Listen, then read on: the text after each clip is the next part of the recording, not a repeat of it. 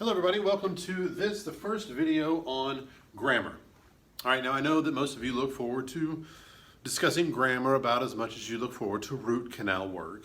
That's a line actually stolen and then modified from Dead Poet Society. But anyway, grammar's not necessarily folks' favorite thing. Now, usually when I introduce grammar, I have a classroom full of students and I have folks raise their hand and say, who among you are more inclined for science and math?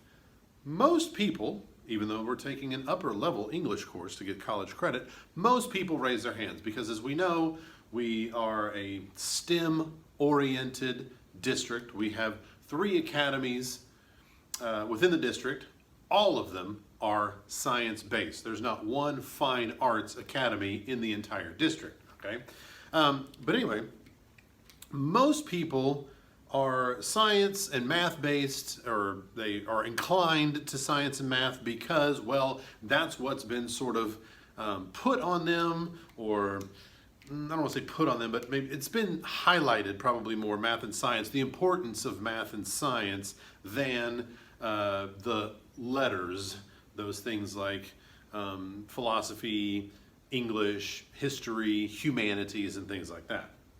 All right, but for my purposes here, I believe that grammar is the more mathematical, the more logical pattern and sequence type of a endeavor with English than literature is.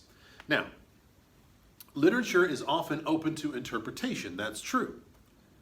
Grammar isn't necessarily open to interpretation, but grammar is more easily manipulated. Now, you can figure out different ways to work a math problem. There may be the one way that the teacher wants you to do it, but there is more than one way to work a math problem, math question, whatever you want to call it. So there is a certain pattern and a correct way to write a sentence, but there are different ways to go about doing that, all right? You can flip up essentially the order of operations when it comes to grammar. Now, I want to start very basic. I want to start with this concept right here. Can't get more basic than this, trust me. The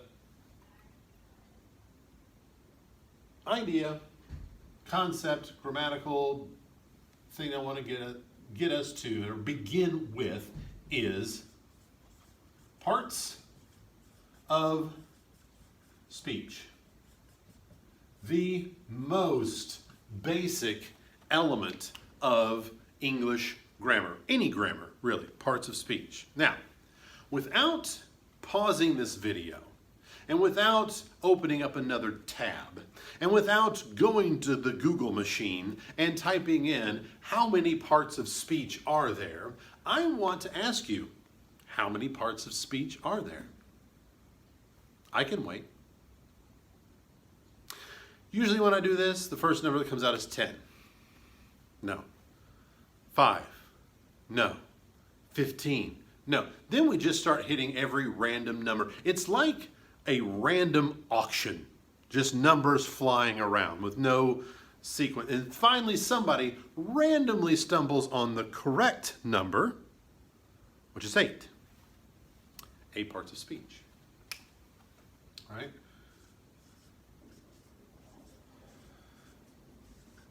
So then,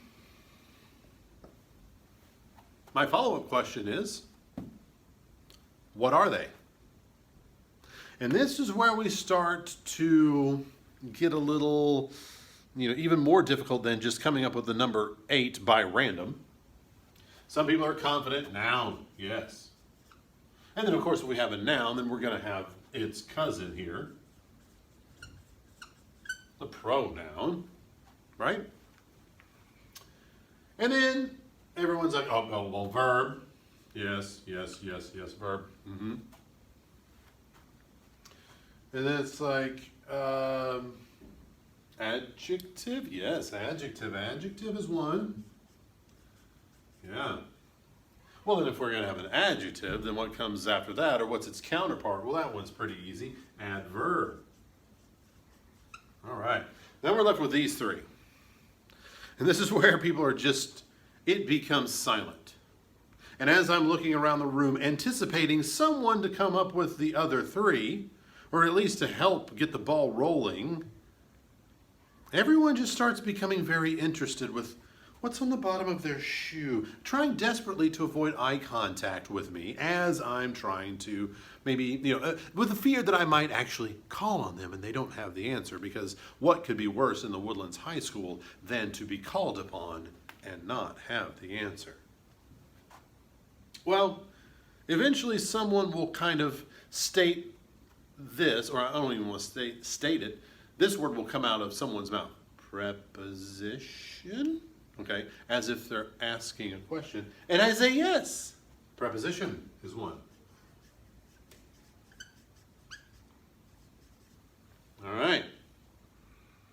Again, it falls silent. And eventually someone might say conjunction. Uh-huh. Yeah. And then this one, no one ever gets. This one just kind of, after a while, I get tired of waiting, and I have to come up with this. Interjection. All right. So, it usually takes a village to compile this list. Well, then my question becomes, well, what are these things?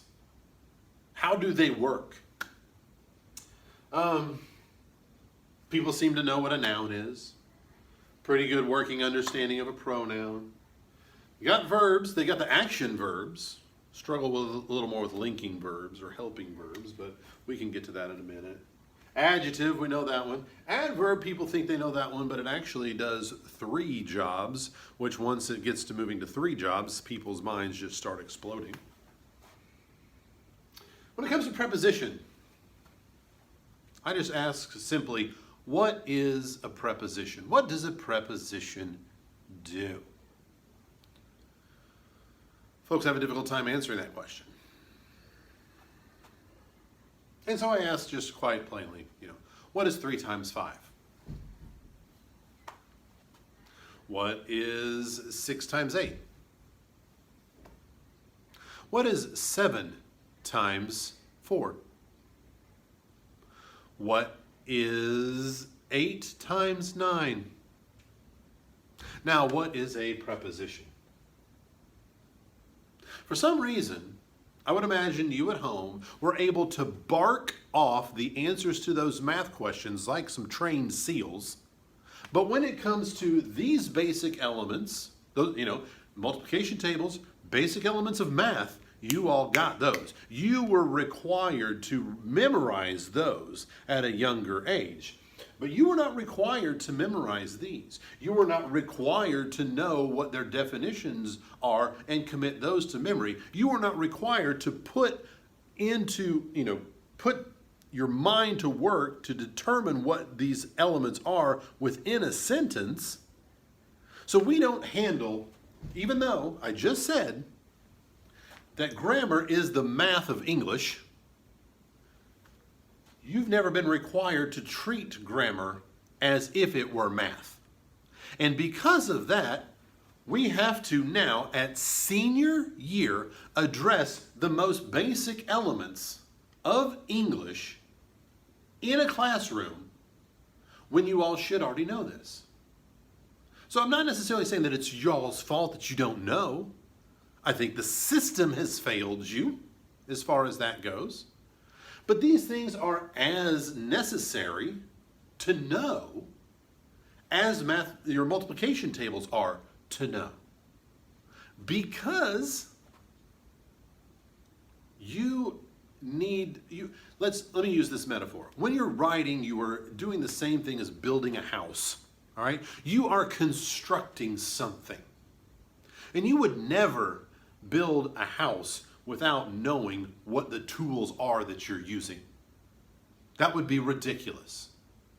And no one would ever say, hey, hand me that saw. Well, which saw are you talking about? We've got jigsaw, handsaw, bow saw, chainsaw, a million different kinds of saws. They do different jobs. They're all involved in cutting, but they cut differently. These are all involved in making a sentence, but they do it differently. All right? So, how can you build a house, build an essay, whatever the case may be, without knowing what the tools are that you're using? Because if you don't know what they are, you won't know how to use them. All right? So yes, this is a literature course. Absolutely, this is a literature course. But you're going to be writing about literature. And I need to hold you to certain standards when you're writing. And so I've got to let you know about these things because maybe you haven't learned them, or maybe you haven't learned or considered them in quite some time. All right? So if I'm going to hold you to this knowledge, I better brush you up on this knowledge before I really start to hold you accountable. All right? So this is basic parts of speech. This list right here. We're going to get into some of these specifics in other videos. All right? We had to start somewhere. Okay? So hold tight. There's more to come. See you later.